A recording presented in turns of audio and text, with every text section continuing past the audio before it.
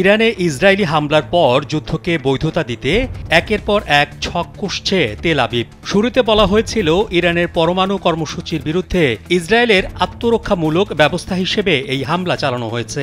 পরে যুক্তরাষ্ট্রের সহায়তায় দাবি করা হয় ইরানের ইসলামিক শাসন ব্যবস্থাকে উচ্ছেদ করাই ছিল হামলার উদ্দেশ্য। সর্বশেষ ইসরায়েলের উচ্চ পর্যায়ের এক কর্মকর্তা সরাসরি হুমকি দিয়েছেন তেহরানের সর্বোচ্চ ধর্মীয় নেতাকে হত্যা করা হবে।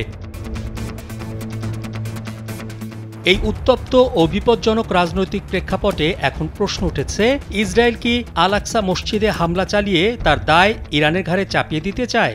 ইরান যখন ইসরায়েলের বিরুদ্ধে পাল্টা হামলায় ব্যালিস্টিক ক্ষেপণাস্ত্র ছুটছে, তখন জেরুজালেমের দখলকৃত পূর্ব অংশে থাকা ফিলিস্তিনিরা আতঙ্কিত দৃষ্টিতে আকাশের দিকে তাকিয়েছিলেন।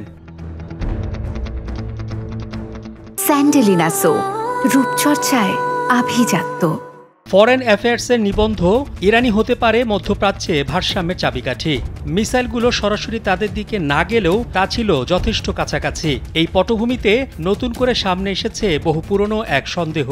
আল আকসা কি হতে যাচ্ছে আরেকটি ফলস ফ্ল্যাগ অপারেশনের লক্ষ্যবস্তু? তুরস্কের বিশিষ্ট রাজনৈতিক বিশ্লেষক জাহিদে তুবা কোর সতর্ক করে বলেছেন, এই মুহূর্তটি ইসরায়েলের জন্য অত্যন্ত সুবিধাজনক। তারা চাইলে মোসাদের মাধ্যমে এমন একটি হামলা ঘটাতে পারে যাতে দোষ চাপানো যায় ইরানের ঘাড়ে। তিনি আরও বলেন, 2023 সালের অক্টোবর থেকে ইসরায়েলি নেতাদের বক্তব্যে বাইবেলীয় ভাষ্য এবং ধর্মীয় উন্মাদনা যেভাবে জায়গা করে নিচ্ছে, তাতে বোঝা যায় গাজার অভিযানের পেছনে রাজনৈতিক নয়, বরং ধর্মীয় ও মতাদর্শিক উদ্দেশ্য রয়েছে।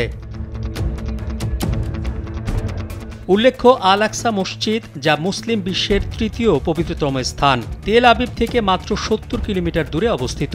সামরিক দৃষ্টিকোণ থেকে এ দূরত্বকে খুবই ঝুঁকিপূর্ণ মনে করেন বিশেষজ্ঞরা। তাদের মতে, যুদ্ধের কুয়াশায় ঢাকা এমন সময় একটি হামলা হতে পারে ইসরায়েলের বহুদিনের পরিকল্পনার অংশ। একদিকে ইরানকে আন্তর্জাতিকভাবে হেয় করা, অন্যদিকে মুসলিম বিশ্বের দৃষ্টি ঘুরিয়ে দিয়ে পবিত্র স্থানটির ধ্বংসযজ্ঞ চালানো। সাম্প্রতিক একটি ভাইরাল ভিডিওতে দেখা যায়, কট্টর ইহুদি ধর্মীয় নেতা বলেন, আমি হলে আল আকসায় বোমা ফেলতাম আর দোষ দিতাম ইরানের ওপর।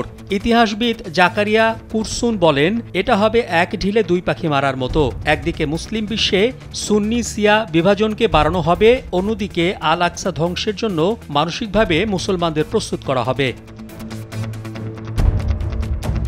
বর্তমান যুদ্ধময় মধ্যপ্রাচ্যে প্রতিটি আঘাত এবং প্রতিক্রিয়া একটি গভীর রাজনৈতিক উদ্দেশ্য বহন করছে। আল আকসা মসজিদকে কেন্দ্র করে ইসরায়েল যদি সত্যিই কোনো কৌশলগত ফলস ফ্ল্যাগ হামলার পথে হাঁটে, তবে তা শুধু মধ্যপ্রাচ্য নয়, গোটা মুসলিম বিশ্বে তীব্র প্রতিক্রিয়া জন্ম দিতে পারে। এখন প্রশ্ন হল, বিশ্ব কি সেই ঝড়ের জন্য প্রস্তুত? মোহাম্মদ শাহাবুদ্দিন মাহতাব, কালবেলা।